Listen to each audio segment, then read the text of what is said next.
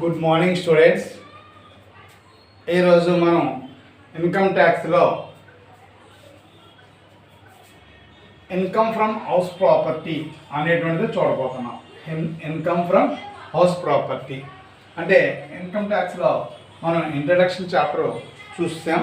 ఆ unit complete అయిపోయింది మనకి. ఆ యూనిట్లో మనం ఏం నేర్చుకున్నాం అంటే ఇన్కమ్ ట్యాక్స్ అంటే ఏంటి, ఇన్కమ్ ట్యాక్స్ ఏ సోర్సెస్ ద్వారా వసూలు చేస్తారు, అసలు ట్యాక్స్ అంటే ఏంటి, ట్యాక్స్లో డైరెక్ట్ ట్యాక్స్ అంటే ఏంటి, ఇండైరెక్ట్ ట్యాక్స్ అంటే ఏంటి, ప్రత్యక్ష పన్నులు అంటే ఏంటి, పరోక్ష పన్నులు అంటే ఏంటి, ఈ పన్నులు విధించే విషయంలో వ్యక్తిని ఏ రకంగా మనం తీసుకుంటాం, అతని యొక్క రెసిడెన్షియల్ స్టేటస్, అతని యొక్క నివాస ప్రతిపత్తిని వ్యక్తికి ఎలా తీసుకుంటాం, భాగస్వామ్యానికి ఎలా తీసుకుంటాం, కంపెనీకి ఎలా తీసుకుంటాం అనేటువంటి విషయాలన్నీ మనం చూడడం జరిగింది. అలాగే ఆ వ్యక్తి కనుక మనకి ఆర్డినరీ రెసిడెంట్ అయినా, నాట్ ఆర్డినరీ రెసిడెంట్ అయినా, నాన్ రెసిడెంట్ అయినా అతని యొక్క పన్ను బాధ్యత ఏ రకంగా ఉంటుంది, అతనికి వచ్చే ఆదాయాల మీద అతని ఇన్కమ్ ట్యాక్స్ని ఏ రకంగా చెల్లించాలి, ఇటువంటి విషయాలన్నీ కూడా ఫస్ట్ యూనిట్లో మనం చూడడం జరిగింది. ఈ ఫస్ట్ యూనిట్ అంతా కూడా ఇంట్రడక్షనరీ పార్ట్, అంటే దాని గురించి మనకి పరిచయం చేయడం అనేటువంటిదే మేజర్ కాన్సెప్ట్. ఇక నెక్స్ట్ యూనిట్కి మనం వచ్చినప్పుడు మనం ఉన్నటువంటి యూనిట్స్లో సులువైన యూనిట్ నుంచి ఎదురుకి వెళ్తే మనకు కొన్ని సబ్జెక్ట్ సులువుగా అర్థమవుతుంది. కాబట్టి ముందు కొంచెం ఉన్నంతలో కొద్దిగా సులువుగా ఉండేటువంటి చాప్టర్గా ఈ యొక్క ఇన్కమ్ ఫ్రమ్ హౌస్ ప్రాపర్టీ అంటే గృహాస్తి నుంచి ఆదాయము, దీని పేరు ఏంటండి, గృహాస్తి నుండి ఆదాయము అనేటువంటి యూనిట్ని మొదలు పెడుతున్నామండి. సెకండ్ యూనిట్లోకి వచ్చేసామండి. ఫస్ట్ యూనిట్ ఓవర్ అండి, సెకండ్ యూనిట్లో మనం నడుస్తున్నాము. గృహాస్తి నుంచి ఆదాయము, ఇన్కమ్ ఫ్రమ్ హౌస్ ప్రాపర్టీ అంటే గృహాస్తి నుంచి ఆదాయము అంటే ఏంటి, అంటే ఇన్కమ్ ఫ్రమ్ హౌస్ ప్రాపర్టీ అంటే ఏంటి మనం చెప్పుకున్నాం. ఫస్ట్లో ఏ మనిషికైనా కూడా ఆదాయాలు అనేటువంటి 5 రకాలుగా వస్తాయని మన ఇన్కమ్ ట్యాక్స్ డిపార్ట్మెంటు నిర్వచించడం అనేటువంటిది జరిగింది అని చెప్పుకున్నాం. అంటే మనకి ఏ వ్యక్తికైనా సరే ఆదాయం ఎలా రావచ్చు అంటే జీతం నుంచి ఆదాయము రావచ్చు. అతను ఒక ఎంప్లాయీ అయినట్టయితే, ఎక్కడైనా ఉద్యోగస్తుడిగా పనిచేస్తున్నట్టయితే ఆ ఎంప్లాయీగా పనిచేస్తున్నందుకు అతనికి జీతం నుంచి ఆదాయం వస్తుంది. రెండవది, ఇంకా వ్యక్తికి వచ్చే ఆదాయం దేని నుంచి రావచ్చు అని చెప్పుకున్నామండి అంటే అతడికి గృహాలు కనుక ఉన్నట్టయితే, గృహాలు అంటే ఇళ్ళు అనమాట అండి, హౌసులు. ఫర్ ఎగ్జాంపుల్ ఒక 3 హౌసులు ఉన్నాయనుకోండి అతనికి, అప్పుడు అతడు ఒక హౌస్లో రెసిడెన్స్ ఉంటాడు, అంటే నివాసం ఉంటాడు. మిగతా 2 ఇళ్ళని అతను ఏం చేస్తాడండి, ఖాళీగా ఉంచుకోడు కదా, ఎవరికైనా అద్దెకిస్తాడు. అద్దెకిచ్చినప్పుడు ప్రతి నెల దాని మీద మనకి ఏమవుతుందండి, కొంత ఆదాయం అనేటువంటిది లభిస్తుంది, ఇన్కమ్ అనేటువంటిది వస్తుంది. ఆ 2 ఇళ్ళని కూడా ఫర్ ఎగ్జాంపుల్ ఒక ఇంటిని ఒక 10,000కి, మరొక ఇంటిని మరో 10,000కి ఇచ్చాడు అనుకోండి, అప్పుడు నెలకి 20,000 రూపాయలు వస్తుంది. నెలకి 20,000 రూపాయలు అంటే సంవత్సరానికి 2,40,000 రూపాయలు అతనికి ఆదాయం రావడం అనేటువంటిది జరుగుతుంది. కాబట్టి ఆ ఆదాయాన్ని ప్రభుత్వం పరిగణలోనికి తీసుకోవడం అనేటువంటిది జరుగుద్ది. అప్పుడు ఆ వ్యక్తి ఆ మొత్తం మీద పన్ను చెల్లించవలసిన బాధ్యతని కలిగి ఉంటాడు. అంటే ఒక వ్యక్తికి జీతం నుంచి ఆదాయం రావచ్చు, గృహం నుంచి ఆదాయం రావచ్చు. ఇంకా దేని నుంచి ఆదాయం వస్తుందని చెప్పుకున్నాం, వృత్తి లేదా వ్యాపారము. వృత్తి లేదా వ్యాపారము అంటే, వ్యాపారం అంటే మీకు తెలుసు, అతను ఏదైనా బిజినెస్ అంటే ఏదైనా ఒక వస్తువుని తయారు చేసి అమ్మడం కానీ, నేరుగా వస్తువుని కొని అమ్మడం కానీ, ఇటువంటి షాపుల నిర్వహణ ద్వారా అతనికి లాభం రావచ్చు.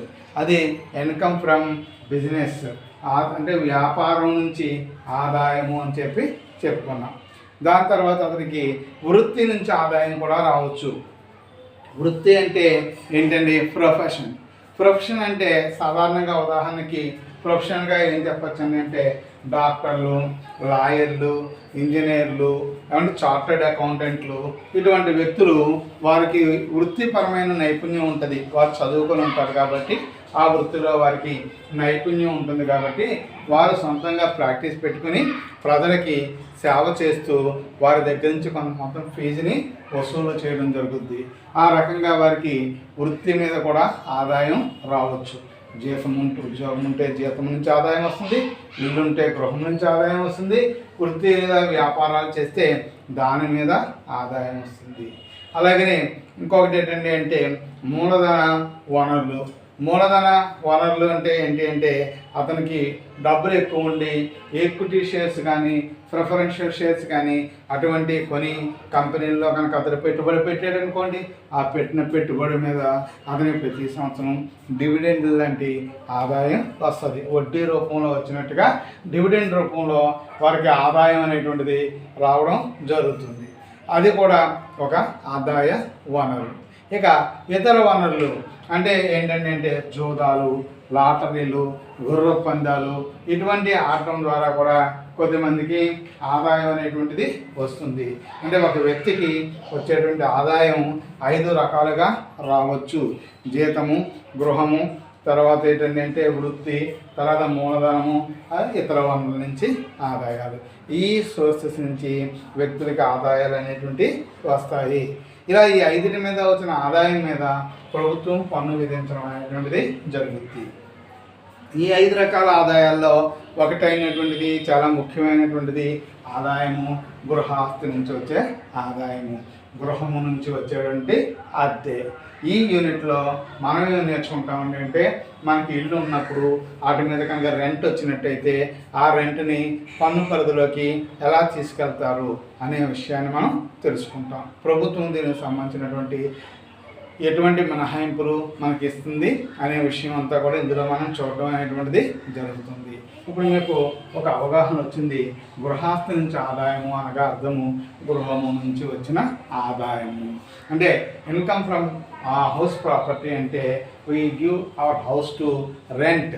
అంటే our assets, buildings or houses given to other టెరెంట్స్.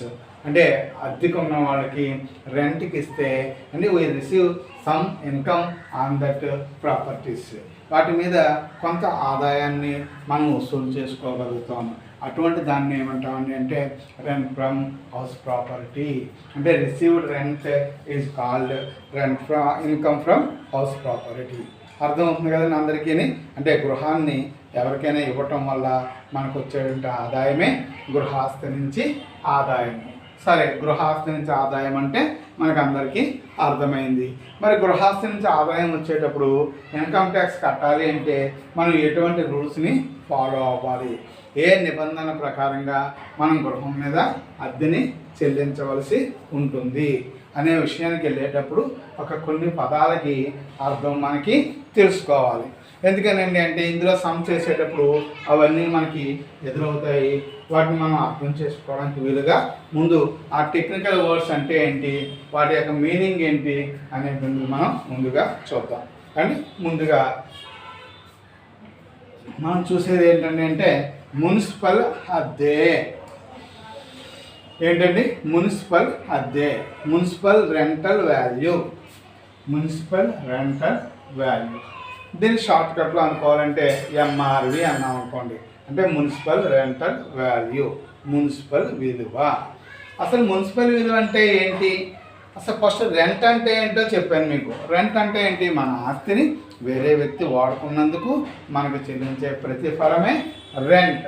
మనకి చెల్లించే ప్రతిఫలమే రెంట్. ఆ రెమ్యూనరేషన్ ఏదైతే ఉందో, remuneration receives from the house property is called rent అనమాట.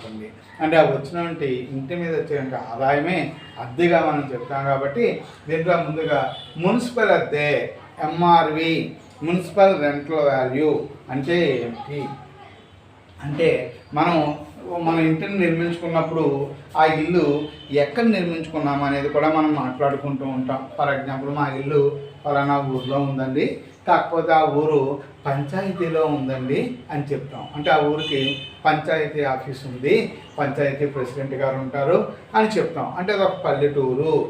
ఆ పల్లెటూరు అనేటప్పటికల్లా పల్లెటూరు ఎందులో ఉంటుందండి అంటే పంచాయతీ పరిధిలో ఉంటుంది. అంటే అక్కడ ఒక పంచాయతీ ఆఫీస్ అనేటువంటిది ఉంటుంది అని చెప్పి మనం చెప్తాం. అలాగే మరి మున్సిపాలిటీ అంటే ఫర్ ఎగ్జాంపుల్ మన మండపేట కానీ లేదా ఒక అమలాపురం కానీ ఇటువంటి ఏమన్నా చూసినట్టయితే ఆ ఊర్లు ఎందులోకి వస్తాయండి అంటే మున్సిపాలిటీల్లోకి వస్తాయి. మున్సిపాలిటీలు అంటే ఏమిటి? మున్సిపాలిటీలు అంటే ఏమిటంటే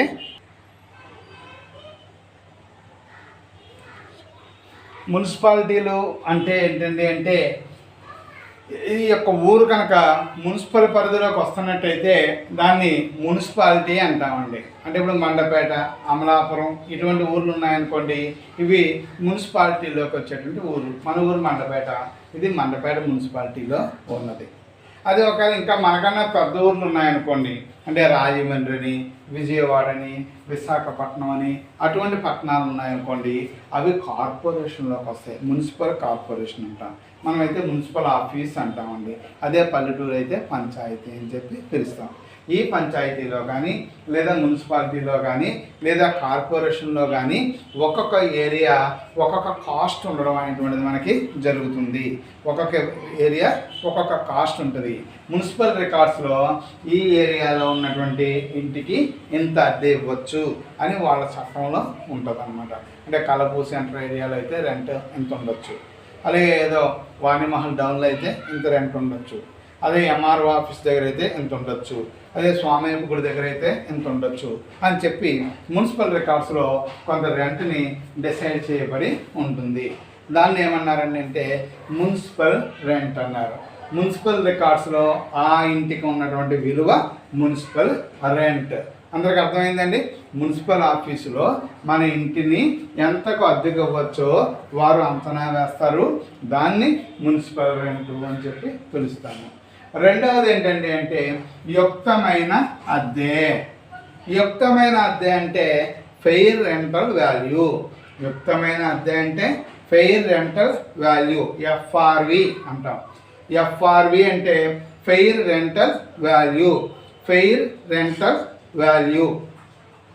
ఫెయిర్ రెంటల్ వాల్యూ అంటే ఏంటి అంటే యుక్తమైన అద్దె అంటే ఏమిటి? ఫెయిర్ రెంటల్ వాల్యూ అంటే ఏంటి? యుక్తమైన అద్దె అంటే ఏంటి? యుక్తమైన అద్దె అంటే అర్థం ఏంటండి అంటే ఒక ఇంటికి మనం ఇంత అద్దె ఇవ్వచ్చు అని చెప్పి మనం ఫీల్ అవుతాం చూసారా, అదే దానికి ఉన్నటువంటి యుక్తమైన అద్దె. ఒక్కోసారి మనం చూడండి, ఎక్కడైనా ఇంటికి అద్దె కోసం వెళ్ళినప్పుడు ఏమండి హౌస్ ఖాళీగా ఉందంట, ఎంత అద్దెకి ఇస్తారండి అని అంటాం. అంటే ఏమో వాళ్ళు ఒక 4000కి రెంట్కి ఇస్తామమ్మా అని చెప్పి అన్నారు అనుకోండి. ఓహో ఎన్ని బెడ్రూమ్స్ ఉన్నాయండి, ఎన్ని టాయిలెట్స్ ఉన్నాయి, ఇవన్నీ అడుగుతాం. అడిగి అప్పుడు మళ్ళీ మనం ఒకసారి కంపేర్ చేసుకుంటాం. ఆ వెనకాల ఇదిలో మనం అడిగాము, సేమ్ ఇన్ని బెడ్రూమ్లే ఉన్నాయి, ఇన్ని టాయిలెట్సే ఉన్నాయి, కానీ వీళ్ళు 4000 చెప్తున్నారు, అక్కడ 3000 రూపాయలే చెప్తున్నారు అని పోల్చుకుంటామండి. అంటే ఇటువంటి సౌకర్యం ఉన్నదానికి పక్కన మరొక అద్దె ఎంత ఉందో దాన్ని యుక్తమైన అద్దె అని చెప్పి చెప్తాం. అంటే దానికన్నా ఇది కొంచెం ఎక్కువ చెప్తున్నారు, ఇది కొత్త బిల్డింగ్ అనో లేకపోతే ఓనర్కి ఎక్కువ డబ్బులు కావాలనో ఏదో కారణం వల్ల చెప్తున్నారు. కానీ ఒక ఇంటికి మనం ఎంత అద్దె అయితే ఇస్తే సమంజసంగా ఉంటుందని అనుకుంటున్నామో అది యుక్తమైన అద్దె, ఫెయిర్ రెంటల్ వాల్యూ. మనం పక్క వాటితో పోల్చుకొని దాన్ని నిర్ణయించుకున్నట్టు అద్దె యుక్తమైన అద్దెగా మనం చెప్పుకోవచ్చు, ఫెయిర్ రెంటల్ వాల్యూ. ఇక ప్రామాణిక అద్దె అంటే స్టాండర్డ్ రెంట్. ప్రామాణిక అద్దె అంటే స్టాండర్డ్ రెంట్. మరి స్టాండర్డ్ రెంట్ అంటే ఏంటి? ప్రామాణిక అద్దె స్టాండర్డ్ రెంట్ అంటే ఏమిటి? స్టాండర్డ్ రెంట్ అంటే ఏంటంటే ప్రామాణిక అద్దె అంటే ఏంటండి అంటే అద్దె నియంత్రణ చట్టం అని ఒక చట్టం ఉంటుంది. అంటే రెంటల్ ట్యాక్స్ సంబంధించిన యాక్ట్, రెంటల్ యాక్ట్ అని ఒక యాక్ట్ ఉంటుంది. అంటే చట్టబద్ధంగా ఒక ఇన్ని చదరపు గజాలకి ఎంత అద్దె తీసుకోవచ్చు అని ఒక ప్రభుత్వ చట్టంలో ఒక అంటే ఇన్కమ్ ట్యాక్స్ డిపార్ట్మెంట్కి సంబంధించినటువంటి ఆ చట్టంలో చెప్పబడినటువంటి విలువ అనేటువంటిది ఉంటుంది. దాన్ని standard rent, standard rental value అని చెప్పి మనం పిలవచ్చు. అంటే ఎస్ఆర్వి అని చెప్పి పిలవచ్చు. ఇది ప్రామాణిక అద్దె. తర్వాత వాస్తవ అద్దె. వాస్తవ అద్దె actual rental value. Actual rental value అంటే వాస్తవ అద్దె. వాస్తవ అద్దె అంటే ఏంటండి? వాస్తవ అద్దె అంటే మనకి వచ్చిన అద్దె. వాస్తవ అద్దె అంటే మనకు వచ్చినటువంటి అద్దె. అంటే మనం ఇల్లు అద్దెకి ఇవ్వడం వల్ల అద్దెకున్నవాడు ఎంతకు మాట్లాడుకున్నాడు, మనం చెప్పడం ఏదో 4000 చెప్పాం, అతను 3000 ఇస్తానన్నాడు, అలా కాదు అన్నాం, మధ్యలో 3500కి డిసైడ్ అయ్యాం. అంటే 3500కి అద్దెకి ఇచ్చాం. ఆ 3500 నెల నెల మనకి ఇస్తున్నారు. వేస్తున్నప్పుడు దాన్ని మనం వాస్తవ అద్దె అని చెప్పి చెప్తామండి. వాస్తవ అద్దె. మొత్తం 4 రకాల అద్దెలు చెప్పారు మీకు. ముందు ఈ అద్దెలు ఏంటో మీకు బాగా అర్థం కావాలండి. ఫస్ట్ అద్దె ఏం చెప్పానండి? Municipal rent. మున్సిపల్ రెంట్ అంటే మున్సిపల్ అద్దె అని చెప్పాను. అది ఒకటి ముఖ్యమైనది. మున్సిపాలిటీలో దీని అద్దె ఎంత అయితే చెప్పారో అది మున్సిపల్ అద్దె. రెండవది ఏంటని చెప్పానండి అంటే యుక్తమైన అద్దె, fair rental value. Fair rental value అంటే ఇలాంటి ఫెసిలిటీస్ ఉన్నటువంటి ఇంటికి వేరే చోట ఎంత అద్దెస్తున్నారో ఎక్స్పెక్ట్ చేస్తే దాన్ని ఏమన్నామంటే అంటే ఫెయిర్ రెంటల్ వాల్యూ, యుక్తమైన అద్దె అని చెప్పాం.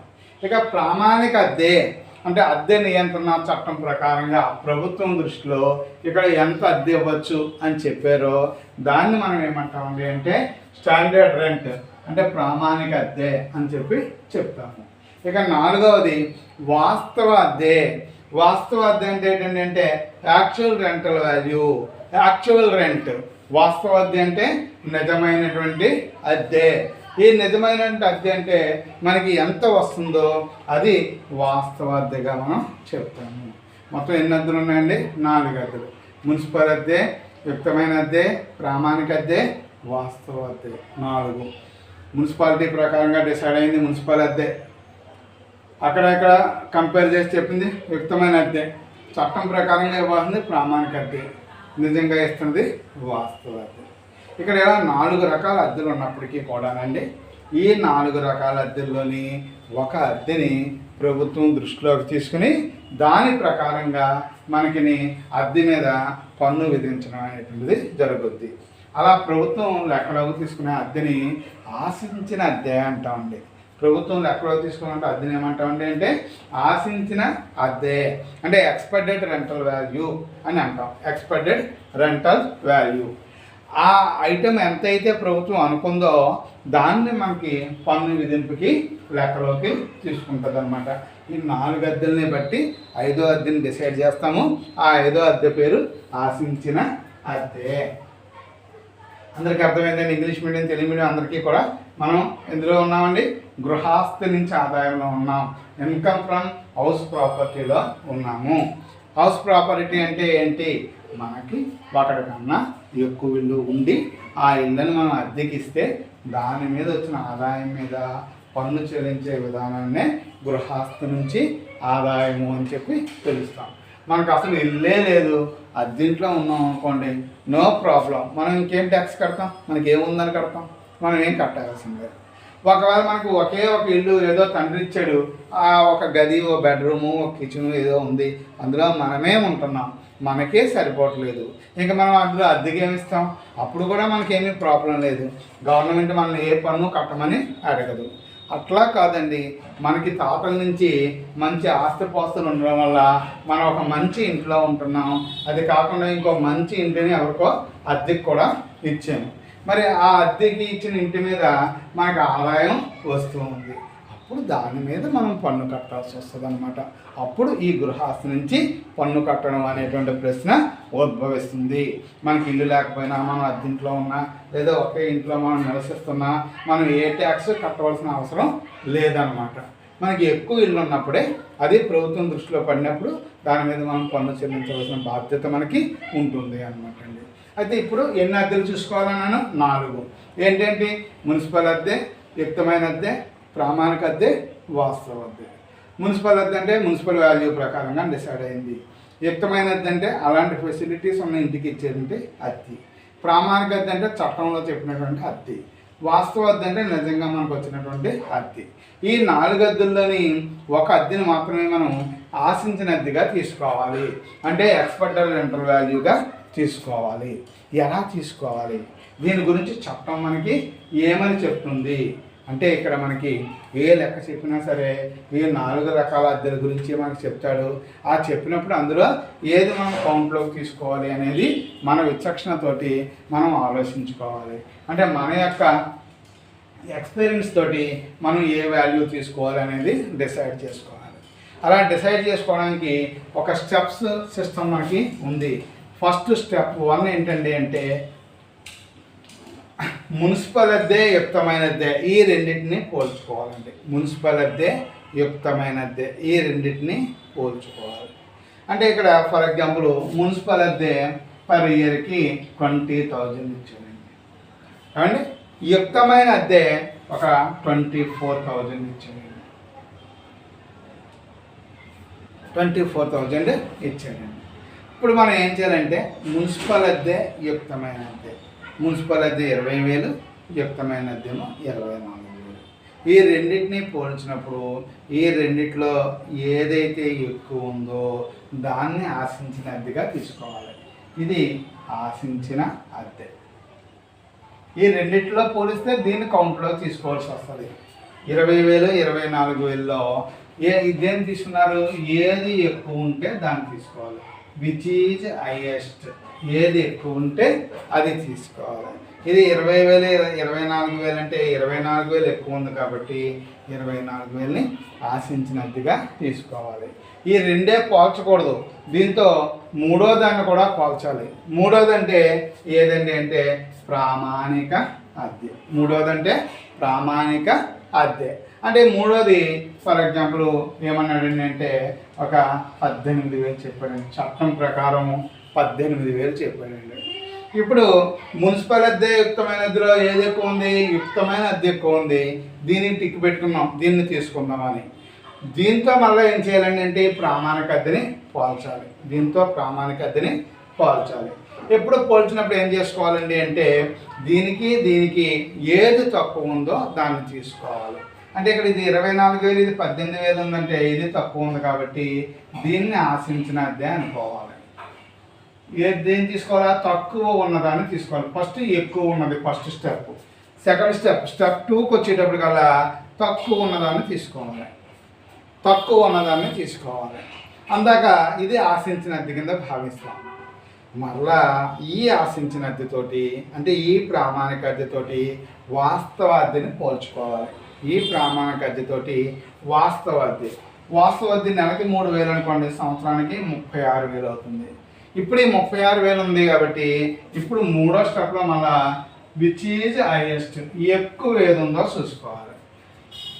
ఇది 18,000, ఇది 36,000 అంటే ఏది ఎక్కువ ఉంది, 36,000 ఎక్కువ ఉంది. అందుకని ఇది మీకు ఆశించిన అద్దె. ఇది ఆశించిన అద్దె. ఇక ఇక్కడికి వెళ్ళాక ఈ స్టెప్ పోద్ది, ఇక్కడికి వెళ్ళాక ఈ స్టెప్ పోద్ది. చివరిగా ఆశించిన అద్దె ఈ అమౌంట్ని మీరు తీసుకోవాల్సి ఉంటుంది అన్నమాట. ఎన్ని అద్దెలు ఇచ్చాడు, 4 అద్దెలు ఇచ్చాడు. ఏమేమి ఇచ్చాడు, మున్సిపల్ అద్దె, యుక్తమైన అద్దె.